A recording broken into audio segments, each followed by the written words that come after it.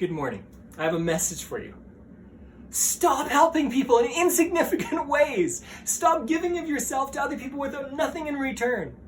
If you are a giving person, if you've been watching these, if you're part of my network, most likely you're a giving person, okay? We draw people to us that think alike.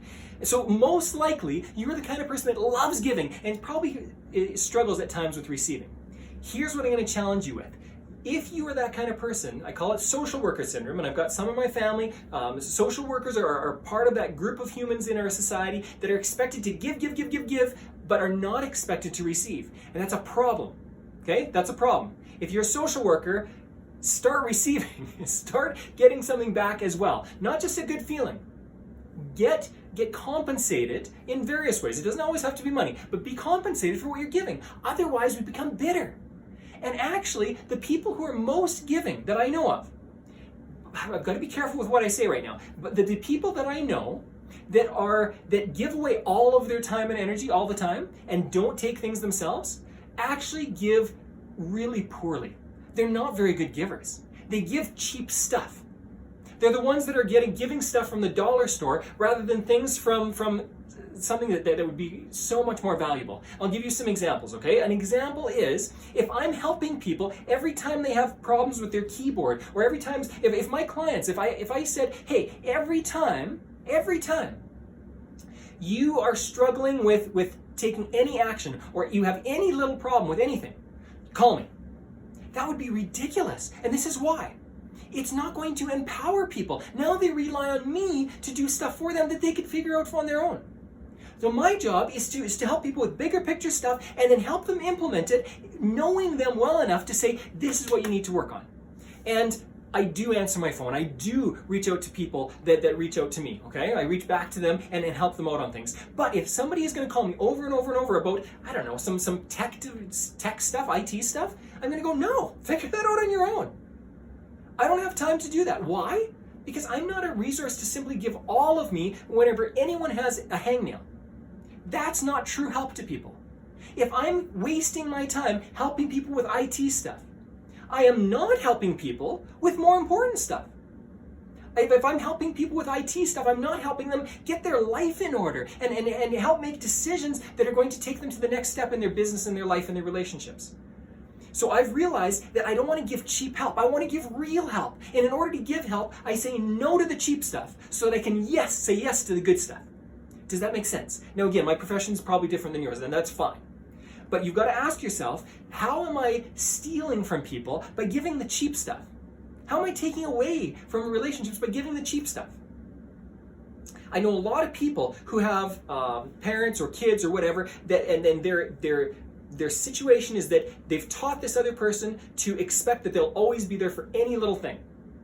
And what happens is, I've got to be careful because the term being run over is talked about a lot. That's not what I mean. But they've taught somebody to just take advantage of their time in any way, shape, or form. And that's not what you want to teach other people. You want to teach other people, I am saving up my energy and time so that I can give you the best of myself when it's appropriate. So I don't help my kids with little things. I say, figure it out. That's what I teach them. If it's a little thing. If it's a big thing, if they're struggling with their emotions, if they're struggling with something bigger, I'm always going to be there to help them, okay? But if it's a small thing, I let them figure it out on their own. My daughter constantly comes to me when we're playing games and says, Daddy, what should I do? And I say, figure it out. And she goes, but what if I make the wrong decision? And I go, it's a game. You'll lose. That's the big deal of playing a game and losing, and she doesn't like losing. But what she's going to do is she's going to learn on her own, rather than me telling her what to do, and her not learning, her being given the fish rather than learning how to fish. That's not going to help her long term. So give people the gift of empowerment. Give people the gift of learning things on their own, and then save your energy to give really good gifts to others.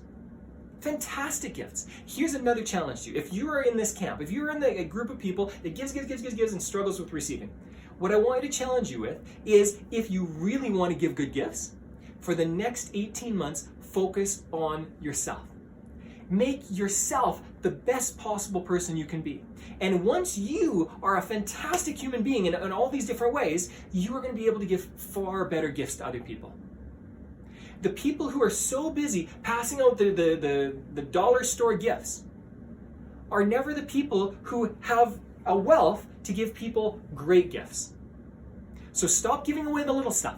Save up your time and energy and money and your abilities and invest in yourself, and then give fantastic gifts to others. Be extravagant in what you give others. Because that's what life is about, not giving chintzy gifts. I remember in Easter when I was growing up, I was given those little chocolates that had the tinfoil wrap, and they were about 99.8% wax.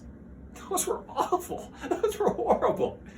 Isn't it far better than getting 20 of these little waxy eggs? Wouldn't it be better to get one good small piece of fantastic dark chocolate? Wouldn't that be better? Think about it in those ways. For this morning, all I want you to do is think about this and ask yourself, how am I cheating people? How am I actually taking things away from people by not giving them fantastic gifts? How am I cheating people by not investing in myself and growing to be all that I can be on this planet? And then investing far more. Invest in yourself now, become a far better human being in 10 years, and give far better gifts to other people. Enjoy the process.